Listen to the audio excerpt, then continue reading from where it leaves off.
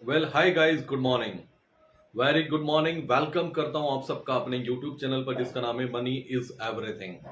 बात करने वाले हैं जो मार्केट में सेलिंग चल रही है, क्या वो कंटिन्यू सेलिंग होगी या स्टॉप होने वाली है, या ये बड़ी सेलिंग में कन्वर्ट हो सकती है। जिस तरह से एफआईज का सेलिंग का नंबर आ रहा है वो डिफरेंट आ रहा है पिछले 3 और 4 ट्रेडिंग सेशन से। 4 डिजिट में आ रहा है, प्रॉब्लम यह है, और कैश में काफी बड़ी सेलिंग देखने को मिल रही है। क्या कुछ ऐसा डेटा है, क्या कुछ ऐसी न्यूज है जो हमें नहीं पता, एफआईज ने पहले भाप लिया है? इन सब पे डिस्कस करेंगे। सबसे पहले बात करता हूं ईरान और इजराइल वॉर से। गाइस, वॉर कोई भी हो, किसी की भी हो, किसी भी कंट्री की हो, किसी भी कंट्री से हो, वॉर किसी के लिए भी अच्छी नहीं होती है। ना इकोनॉमी के लिए अच्छी होती है, ना एज ए ह्यूमन बीइंग मतलब इंसानियत के लिए अच्छी होती है, नहीं होती है। सबसे पहली बात, इस वॉर में, किसी भी वॉर में जीत किसी की भी हो, लेकिन नुकसान दोनों तरफ होता है। ये अगर हिस्ट्री चेक करेंगे, हिस्ट्री में जाएंगे, तो बहुत बहुत बड़े डैमेज देखने को मिले हैं वर्ल्ड वॉर 1 2 में। जब हिरोशिमा और नागासाकी पे परमाणु बम गिराया गया, तो वहां पर गिराने के बाद तापमान इतना गर्म हुआ, इतना गर्म हुआ कि हर किसी की बॉडी भाप बनकर उड़ गई। जी हाँ गाइस, परमाणु बम में होता क्या है, वो हीट पैदा करता है, और हीट भी इस लेवल की ले जाता है कि जहां पर हड्डियां भी राख बन जाती है, इतना टेम्परेचर बढ़ जाता है। परमाणु बम में और कुछ नहीं होता, वो गिरने के बाद हीट पैदा करता है। हीट जब बढ़ती है बहुत तेजी से, तापमान जब तेजी से बढ़ता है गर्मी की तरफ, गर्म इतना होता है कि जब वो जाके टकराता है किसी की भी बॉडी से, तो वो भाप बन के उड़ जाती है। यही हुआ, यही उस टाइम देखने को मिला। इतनी कैजुअलिटीज हुई कि आज तक दुनिया, इतिहास, हिस्ट्री, हर कोई उसको याद करता है। तो एक बड़ा डैमेज था।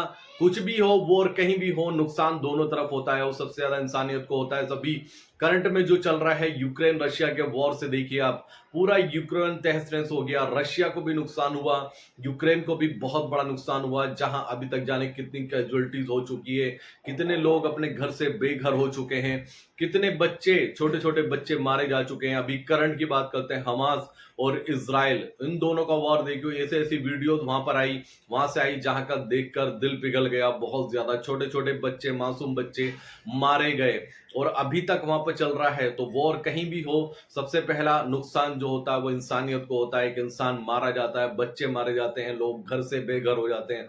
अब सोचिए डीपली जाकर, एक इंसान पूरी जिंदगी में अपना घर बनाता है, अपनी फैमिली बनाता है, लेकिन जब वॉर होती है वही घर उसका तबाह हो जाता है, फैमिली तबाह हो जाती है, और बहुत बड़े बड़े निशान दिल पर छोड़कर चली जाती है। कोई भी वॉर हो, नुकसान देती है। तो करंट की जो सिचुएशन है, ईरान ने अटैक किया इजराइल पर। इजराइल के चीफ मिनिस्टर का स्टेटमेंट आया कि टाइम से उनको अपडेट रेस्पॉन्स किया जाएगा। तो मार्केट हमेशा सेंटीमेंट पे चलती है। सेंटीमेंट निगेटिव हुआ क्योंकि स्टेटमेंट निगेटिव था। अगर उनका स्टेटमेंट निगेटिव ना होता, जैसे कि माना जा रहा था कि पहले इजराइल ने अटैक किया, अब ईरान ने अटैक कर दिया, तो दोनों का बराबर हो चुका है कि आगे हो सकता है कोई भी कंट्री कुछ भी एक्शन ना ले। और वही अमेरिका का स्टेटमेंट था दोनों कंट्रीज को लेकर के। अमेरिका ने भी यही कहा कि अब उम्मीद करते हैं कि आगे कुछ भी एक्शन नहीं होगा, दोनों साइड से शांति की अपील की गई है। गाइज, हमेशा अमेरिका बहुत स्मार्ट होता है। बहुत सारे ऐसे वॉर या केसेस देखे गए, जैसे इराक का हुआ, अफगानिस्तान का हुआ, यूक्रेन रशिया का हुआ, और हमास इजराइल का हुआ। कहीं भी हो, जैसे फॉर एग्जांपल इंडिया पाकिस्तान का, इंडिया पाकिस्तान में आज भी क्यों नहीं होता सेटलमेंट, क्यों नहीं बात बन पाती? क्योंकि अमेरिका कभी नहीं चाहेगा कि ये दोनों कंट्री एक हो, क्योंकि अगर दोनों कंट्री एक हो जाएगी, कहीं ना कहीं पावर बढ़ेगी दोनों कंट्री की, तो अमेरिका कभी नहीं चाहता, और उसका इन्वॉल्वमेंट हमेशा फंसा कर रखा है एलओसी पर। तो गाइज, ये अमेरिका बहुत स्मार्ट होते हैं, ये अमेरिकन बहुत स्मार्ट होते हैं, अपने बेनिफिट्स के लिए कुछ भी कर सकते हैं। ये हकीकत है, और ये बहुत बड़ी हकीकत है। यूक्रेन को वहां फंसा दिया गया जहां पर उसका कोई वजूद नहीं था। आज यूक्रेन भर रहा है, यूक्रेन के लोगों ने भरा बेतुका। सबने बोला हम सपोर्ट करेंगे, हम सपोर्ट करेंगे। जब रशिया ने वॉर किया तो कोई भी साथ में खड़ा नहीं हुआ। इनडायरेक्ट वे में आप सपोर्ट कर रहे हो, सामने से आप सपोर्ट करने का आप में भी दम नहीं है। दूसरा, ईरान और इसराइल की वॉर से रिलेटेड ये न्यूज थी कि रशिया ने ये कहा है कि अगर अमेरिका सपोर्ट करता है इसराइल को, तो हम ईरान को सपोर्ट करेंगे। गाइज, इसराइल के लिए बहुत टफ फेस है। अगर वो एक्शन कुछ भी लेता है तो उसको भी बहुत बड़ा डैमेज उठाना पड़ सकता है। उसका रीजन ये है कि ईरान कोई भी फिलिस्तीन की तरह कंट्री नहीं है। ईरान अपने आप में वजूद रखता है। अगर वो भी कुछ एक्शन लेगा तो उसका रिएक्शन भरना पड़ेगा, और वही मार्केट के सेंटिमेंट को हर्ट कर रहा है। अगर ये सेटलमेंट हो जाता है, नहीं होता है, जब तक इजराइल अटैक नहीं करता वापस से, तब तक मार्केट स्थिर नहीं होगा। मार्केट में उठापटक चलेगी, मार्केट में दोनों साइड स्टॉप लॉसेस कटेंगे। लेकिन जिस दिन इजराइल ने वापस से कुछ अटैक किया ईरान पर, तो वो जो गैप डाउन ओपनिंग होगी इंडियन मार्केट में, ध्यान से समझना। फॉर एग्जाम्पल, इजराइल या तो अभी स्टॉप हो जाए, दोनों बोल दे कि अब कुछ नहीं होने वाला है, ऐसे संकेत आने शुरू हो जाए, तो मार्केट यहां से रॉकेट हो जाएगा। दूसरी कंडीशन ये है, अगर फॉर एग्जांपल इजराइल ने कुछ भी अटैक किया ईरान पर, तो उसके बाद एक गैप डाउन ओपनिंग होगी। जो गैप डाउन ओपनिंग होगी वही लो बनेगा। वहां से आपको बाइंग देखने को मिलेगी। एज ए इन्वेस्टर मैं रेडी हूं उस डिप को बाय करने के लिए। एज ए इन्वेस्टमेंट अगर मैं लॉन्ग टर्म के लिए सोच रहा हूं, वो डिप मेरा बाइंग अपॉर्चुनिटीज होगा। अभी समझ लीजिए, अगर फॉर एग्जांपल इजराइल ने अटैक किया ईरान पर और उसके बाद मार्केट में रिएक्शन आया, मार्केट में गैप डाउन ओपनिंग आपको देखने को मिली, एक अच्छे नंबर्स में गैप डाउन ओपनिंग देखने को मिली, वो जो लो लगेगा वो बॉटम बन चुका होगा। अभी तक की रैली का वो बॉटम बन चुका होगा। वहां पर एज ए ट्रेडर क्या सोचेगा, कोई भी ट्रेडर ये सोचेगा, इन्वेस्टर ये सोचेगा, कॉमन सोच वहां पे ये बनेगी कि और गिरावट आएगी। इतनी बड़ी वॉर हो चुकी है, वॉर स्टार्ट हो चुकी है, तो बहुत बड़ी गिरावट आएगी। गाइज, न्यूज जब तक नहीं आती तब तक मार्केट में उठापटक रहती है, सेटलमेंट वो सेंटीमेंट उसका हर्ट रहता है। जब न्यूज आ जाती है, वो पॉजिटिव हो या निगेटिव हो, मार्केट उसको डिस्काउंट कर चुका होता है। हमने रशिया यूक्रेन को डिस्काउंट कर दिया, उसके बाद हम कहां पर हैं, और रशिया यूक्रेन के टाइम पर हमारा लेवल क्या था निफ्टी का, वो देखिए। मार्केट को जाना ऊपर ही, इंसान हो या मार्केट, जाना उसको ऊपर ही है। वो रुक रुक के जाएगा, ऐसा कभी नहीं हो सकता कि वो एकदम से ऊपर चला जाए। तो समझिए आप, किसी दिन भी ये न्यूज आती, आज आ जाए, कल आ जाए, परसों आ जाए, दो न्यूज को हमने फोकस करना है। या तो बिल्कुल सेटलमेंट हो जाए इन लोगों का, दोनों बोल दें कि हमें अब कुछ नहीं करना है, या ये हो कि इजराइल ने वापस से अटैक किया ईरान पर। वो कुछ भी हो सकता है, वो उनके तरीके हो सकते हैं, वो कुछ भी अटैक करे, उसके बाद मार्केट गैप डाउन ओपन हो। जब मार्केट गैप डाउन ओपन होगी, वहां पर उस मार्केट का अभी तक की रैली का बॉटम बन चुका होगा। वहां से मार्केट आपको शार्प बाउंस देती हुई नजर आएगी और ये रैली कंटिन्यू हो सकती है। दूसरी बात गाइस, हमारा निफ्टी और बैंक निफ्टी को लेकर जो टारगेट है 23,000 का, वो इंटैक्ट है, और वो उस पर हम बिल्कुल फुल्ली बुलिश हैं अभी भी। इस सिचुएशन में भी मोदी है तो मुमकिन है गाइस। इंडियन इकोनॉमी बहुत अच्छा कर रही है, इंडियन इकोनॉमी बेस्ट कर रही है। इंडियन मार्केट को एक करेक्शन चाहिए था, और जब पॉजिटिव रैली चलती है, बुल रन चलता है इंडियन मार्केट में, तो वो करेक्शन कब आता है? वो करेक्शन आता है बाहर की न्यूज से, ग्लोबल मार्केट की न्यूज से। मैं आपको एक एक्सपीरियंस शेयर करता हूं। जनवरी 2022 उस टाइम पर मार्केट एक अच्छा रनअप कर रहा था, लेकिन एक न्यूज आई कि अमेरिका ने ईरान के कुछ सीनियर मेज आर्मी प्रोफेसर को किल कर दिया है ड्रोन अटैक में। जब वो न्यूज आई, उसके बाद मार्केट एक कैप डाउन ओपनिंग हुई मार्केट में। मुझे अच्छे से याद है, उस time market Nifty 300 point minus गया था, और 1000 पॉइंट बैंक निफ्टी माइनस गया था। उसके बाद वो बॉटम बना, वहां से उसके बाद कोई न्यूज नहीं आई, मार्केट वहां से रॉकेट हो गया। लेकिन उससे पहले मार्केट रैली कर रहा था। उसके बाद जो करेक्शन आया, वो आया ग्लोबल सेंटीमेंट की वजह से या ग्लोबल न्यूज की वजह से। अभी भी जो एक करेक्शन आया है, वो आया है ग्लोबल मार्केट की वजह से, ग्लोबल न्यूज की वजह से। इंडिया में इंटरनल कोई भी ऐसी प्रॉब्लम नहीं है, इंडिया बहुत अच्छा कर रहा है। मोदी जी के अंडर में इकोनॉमी बहुत अच्छा कर रही है, और जो अभी एग्जिट पोल आ रहे हैं इलेक्शन को लेकर, वो भी काफी पॉजिटिव है। उसको लेकर भी मार्केट बहुत ज्यादा उत्साहित है, और ये जो करेक्शन आया है, इसको बाइंग अपॉर्चुनिटी की तरह हम तलाश करने वाले हैं। लेकिन कब?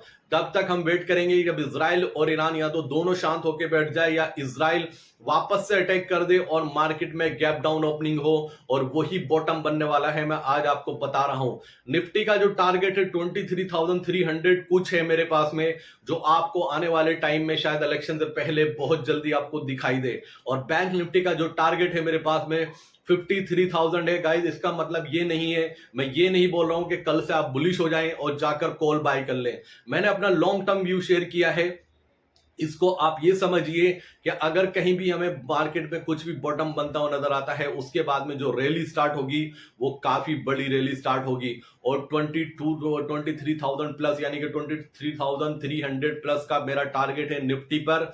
आज की डेट नोट कर लेना, ये टारगेट मैं आज डिस्कस कर रहा हूं आपसे और बैंक निफ्टी का टारगेट 53,000 का है। मैं तब डिस्कस कर रहा हूं जब ग्लोबल बहुत ज्यादा अनसर्टेन है, मार्केट बहुत ज्यादा निगेटिव है, न्यूज फ्लो बहुत ज्यादा निगेटिव है। तो अभी ये हो चुका है वॉर के ऊपर। पहले बात करते हैं, अब बात करते हैं अमेरिकन मार्केट का क्या रिएक्शन चल रहा है, अमेरिकन मार्केट ने कल के सेशन में क्या किया है। अमेरिकन मार्केट कल के सेशन में फ्लैट टू पॉजिटिव क्लोजिंग देने में कामयाब हुआ। बहुत टाइम के बाद जब डाउन साइड रैली चलती है तो एक टाइम ऐसा आता है कि एक दिन मार्केट पोज लेता है। जैसे इंडियन मार्केट में कल बाउंस बन सकता था अच्छा खासा, लेकिन इंडियन मार्केट ने ऊपर नीचे करके उसको पोज लिया है। जब रैली डाउन साइड चलती है तो एक ट्रेडिंग सेशन ऐसा आता है जिसमें ना ऊपर कुछ होता है ना नीचे कुछ होता है, वो स्टेबल होकर बंद हो जाता है। वही सेशन अमेरिकन मार्केट में कल देखने को मिला बहुत टाइम के बाद। डाउ जोन्स प्लस में बंद हुआ 63 पॉइंट प्लस में और S&P 500 माइनस में क्लोजिंग दिया है 10 पॉइंट और नेस्डेक माइनस में 19 पॉइंट। अब मैं यहां पर ये डेटा मैं आपके डिस्कस करता हूं तो कुछ लोग मुझे मैसेज करते हैं सर जो आप बताते हैं डेटा वो हमें पहले से पता होता है। तो गाइस जो डेटा बनता है मैं उसी पे आपसे डिस्कस करूंगा। ऐसा तो कुछ नहीं कि मैं अलग से कुछ डेटा दूसरी कंट्री का या कुछ और उठा के लेकर आऊंगा। मैं आपको इस पर डिस्कस करूंगा, इसका ही व्यू आपके साथ में शेयर करूंगा। एक चीज अच्छी हुई है कि विक्स थोड़ा कूल ऑफ हुआ है। विक्स बहुत टाइम के बाद S&P 500 विक्स बहुत टाइम के बाद कूल ऑफ हुआ है। कल 3% के करीब डाउन हुआ और अभी भी फ्लैट टू निगेटिव है। विक्स पर ध्यान रखना, अगर विक्स ज्यादा नहीं बढ़ता है तो शायद अमेरिकन मार्केट में भी बॉटम बनने के चांसेस बन चुके हैं। आज हॉलीडे है रामनवमी की वजह से, हैप्पी रामनवमी आप सबको बहुत बहुत इसकी मुबारकबाद और उम्मीद करता हूं कि आप लोग फेस्टिवल को बहुत आराम और सुकून से एंजॉय करेंगे।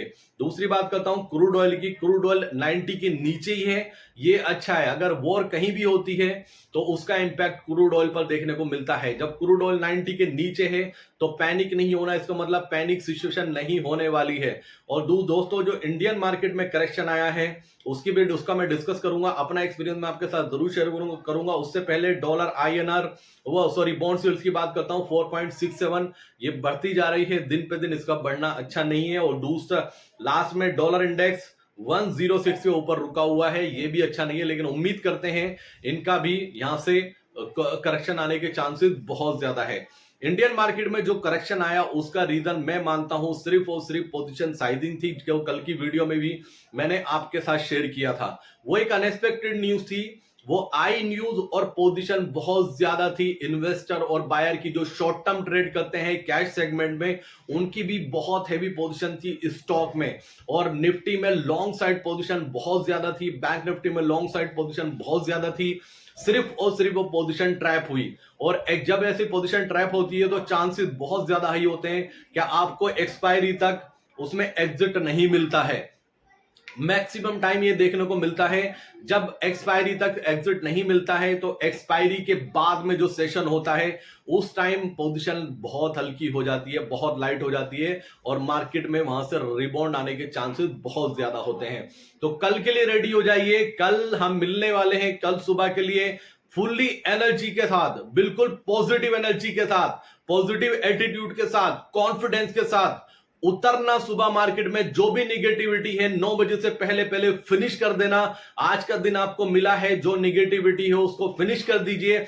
अगर आपको किसी पोजीशन में भी लॉस हुआ है, मेरे अकॉर्डिंग 50% कैपिटल आपका 100% बचा होगा अभी तक 50-60%। उस 50-60% को कैपिटल को लेकर आइए और टेलीग्राम पे एक्टिव रहना। और thank you so much guys, हमारी टेलीग्राम फैमिली दिन पे दिन इंक्रीज हो रही है और दिन पे दिन बढ़ती जा रही है। और मेरी कमिटमेंट ये है कि आने वाला टाइम हमारा होने वाला है। जो पीछे हमने एक दो मिस्टेक की है उनको हम भूलेंगे और कोशिश करेंगे कि फ्यूचर में वो मिस्टेक बिल्कुल ना हो और स्ट्रिक्टली उस पर हमें फॉलो करना है, उसको फोकस करना है कि वो मिस्टेक हमें नहीं करनी है।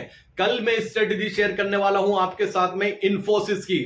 अगर इन्फोसिस में आपको स्ट्रेटेजी बनानी है, यूनिक स्ट्रेटेजी बनानी है जहां पे प्रॉफिट आने के चांसेस आपके बहुत ज्यादा हैं, तो रेडी हो जाइए इन्फोसिस के लिए भी। इन्फोसिस के लिए मैं आपको अलग से वीडियो भी लेकर आ रहा हूं, लेकिन जिन लोगों को इंटरेस्टेड है इन्फोसिस में पोजीशन बनाने के लिए तो उस डिस्क्रिप्शन में आपको टेलीग्राम का चैनल का लिंक मिल जाएगा। जाइए, कॉन्फिडेंस दिखाइए, कॉन्फिडेंस के साथ ज्वाइन कीजिए और कल ही हो सकता है हमारे जैकपॉट कॉल लग जाए, क्योंकि कल बैंक निफ्टी में भी हम ट्रेड लेने वाले हैं और निफ्टी में भी हम ट्रेड लेने वाले हैं और इन्फोसिस में पोजीशन हम एनी हाउ बनाने वाले हैं। बात करते हैं कल के सेशन की। कल हमने फिन निफ्टी में 21,100 का कॉल बाय इनिशिएट दिया अपने टेलीग्राम चैनल में 140 रुपीज में, और उसका हाई बना विद इन 2 आवर्स 200 रुपीज। हमने प्रॉफिट बुक कराया 40 रुपीज का, उसमें 40 रुपीज एनफ होते हैं। फिन निफ्टी में बड़ा ट्रेड होता है। बैंक निफ्टी का हमने कॉल बाय कराया 47,600 का 360 रुपीज में, और उसको हमने एग्जिट कराया 430 रुपीज में। गाइस 70 रुपीज का हमें वहां प्रॉफिट हुआ। 2 ट्रेड हमारे अच्छे निकले। बास्ट में हमारा फ्राइडे का बैड एक्सपीरियंस था, क्योंकि अनएक्सपेक्टेड न्यूज थी जिसकी वजह से हमारी कॉल में हमें स्टॉप लॉस ट्रिगर करना पड़ा। तो पॉजिटिव रहिए, एनर्जेटिक रहिए, मार्केट नहीं रुकने वाला है दोस्तों। ये इंडियन मार्केट है, ये आगे चल के बहुत बड़ा मार्केट बनने वाला है, और मोदी है तो मुमकिन है। तो guys thank you so much, love you दोस्तों। ये मार्केट पे मेरा व्यू था, मेरा व्यू इंटेक्ट है अभी भी, क्योंकि ये जो गिरावट आई है ये सिर्फ और सिर्फ ग्लोबल बेस आई है और कुछ नहीं। और पोजीशन लोगों की, इन्वेस्टर की, ट्रेडर की ट्रैप हुई थी, जिनका एग्जिट नहीं मिलता एग्जिट नहीं मिलता है एक्सपायरी तक। तो कल बैंक निफ्टी की एक्सपायरी भी है। निफ्टी की एक्सपायरी के बाद बाजार बहुत हल्का हो जाएगा। वेट करते हैं इन्फोसिस के रिजल्ट का, और इन्फोसिस की स्ट्रेटेजी मैं आपके साथ शेयर करने वाला हूं, और उसमें जैकपॉट लगने के पूरे चांसेस है। Thank you so much guys. Disclaimer, जो भी हम पोजीशन यहाँ पे डिस्कस करते हैं आपके साथ में, वो पोजीशन हमारे क्लाइंट के अकाउंट में, हमारे अकाउंट में 100% होती है। तो thank you so much, love you दोस्तों, जय हिंद।